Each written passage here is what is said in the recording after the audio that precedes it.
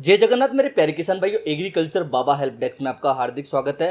आज के वीडियो में हम बात करेंगे माइक्रोराइजा के बारे में। इसके बारे में आज के मार्केट में बहुत बातें होती है क्योंकि अच्छी फुटान के लिए और अच्छी जड़ ग्रोथ के लिए किसी भी शॉपकीपर या फिर किसी भी पेस्टिसाइड कंपनी द्वारा इसको मुख्य तौर पर रखा जाता है कि जड़ ग्रोथ के लिए और फुटान के लिए माइक्रोराइजा बहुत अच्छा कार्य करता है। तो ऐसा क्या होता है माइक्रोराइजा के अंदर कि ये जड़ ग्रोथ में बहुत ही अच्छा कार्य करता है, इस बारे में आज की वीडियो में विस्तार तौर पर बात करेंगे। माइक्रोराइजा मुख्य तौर पर एक फंगस के रूप में होता है। ये एक फंगस ही होता है, लेकिन ये एक सहजीवी फंगस होता है। ये जड़ों के लिए एक सहजीवी फंगस के तौर पर कार्य करके जड़ों के विकास में और जड़ों की वृद्धि के लिए कार्य करता है।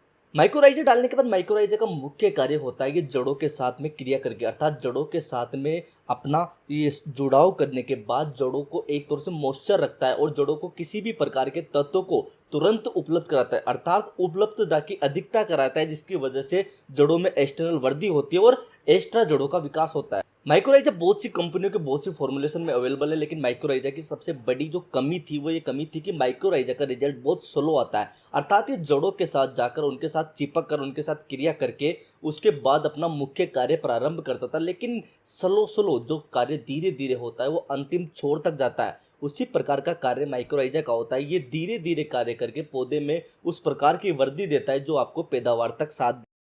आज बाजार में तुरंत कार्य करने वाले माइक्रोराइजा भी कुछ केमिकल्स के साथ अवेलेबल है, जिसमें मुख्य तौर पर टाटा का रेली गोल्ड, जेयू कंपनी का इकोमैक्स प्लस, आपके क्षेत्र में ये दूसरी कंपनी के दूसरे ब्रांड के भी हो सकते हैं, आप इन्हें भी ट्राई करके देख सकते हो। ये तुरंत भी कार्य करते हैं और माइक्रोराइजा की पूर्ति भी हमारे पौधे में करते हैं। यहाँ पे मुख्य तौर पर कहा जाता है कि जो वर्मी कंपोस्ट होता है, गोबर होता है, क्या उसके अंदर भी माइक्रोराइजा होता है? तो मैं कहूँगा कि माइक्रोराइजा एक फंगस है और उसके अंदर बहुत ज़्यादा हीट होने के कारण, क्योंकि उसके अंदर टेम्परेचर बहुत ज़्यादा चला जाता है, तो इसके जीवित होने के चांसेस बहुत कम है। तो ये मुख्य तौर पर हम नहीं कह सकते कि वर्मी कंपोस्ट के अंदर और गोबर खाद के अंदर आपको माइक्रोराइजा मिल जाएगा। अब यहाँ पर बात करते हैं कि माइक्रोराइजा कितनी डोज में हमारे खेत में डालना चाहिए। बहुत सी अलग अलग कंपनियों के अलग अलग ब्रांड माइक्रोराइजा के आज मार्केट में अवेलेबल है, तो आप उस हिसाब से जिस कंपनी का ले रहे हो उसके विशेषज्ञ से इस बारे में सलाह ले सकते हो, क्योंकि बहुत सी कंपनी के 2 से लेकर 3 किलो प्रति एकड़ भी जाते हैं और बहुत सी कंपनी के 5 से लेकर 6 किलो प्रति एकड़ जाते हैं। तो आप एक बार सलाह अवश्य कर ले जिस दुकान से खरीद रहे हो या फिर जिस कंपनी का खरीद रहे हो उसके विशेषज्ञ से। अब बात आती है कि माइक्रोराइजा कब डालना चाहिए। माइक्रोराइजा में प्रारंभिक अवस्था में ही डालना चाहिए, ताकि जब जड़ ग्रोथ होती है उसी समय ये जड़ के साथ चिपक जाए और जड़ की अच्छी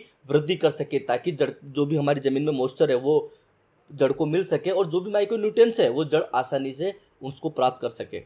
अब हमें माइक्रोराइजा कब डालना चाहिए? हमें इसे शुरुआती अवस्था में ही डालना चाहिए, ताकि जो जड़ होती है इसे प्रारंभिक अवस्था में ऑब्जर्व करके अपना विकास अच्छे से कर सके, क्योंकि माइक्रोराइजा जो फंगस होती है अगर वो जड़ के साथ शुरुआती अवस्था में मिल जाएगी तो जड़ अच्छे से ग्रोथ कर पाएगी और हमारे खेत में अच्छी फुटान हमें देखने को मिलेगी।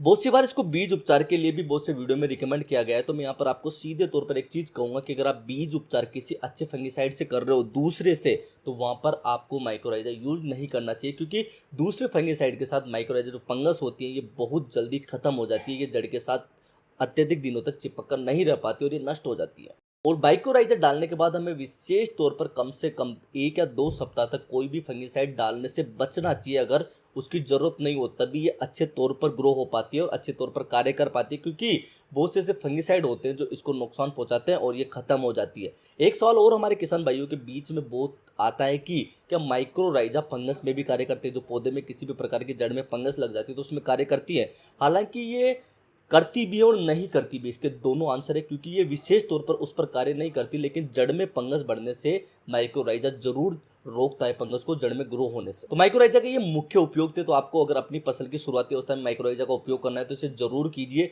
ये आपके पौधे के लिए, आपकी फुटान के लिए और आपकी पैदावार के लिए बहुत ही अच्छा साबित हो सकता है। अगर आपको एग्रीकल्चर से संबंधित कोई भी जानकारी चाहिए तो एग्रीकल्चर बाबा को सब्सक्राइब कीजिए और सीधा हमसे बात करने के लिए हमारे इंस्टाग्राम हैंडल एग्रीकल्चर बाबा पर जाइए और सीधा मैसेज कीजिए। जय हिंद, जय श्री राम।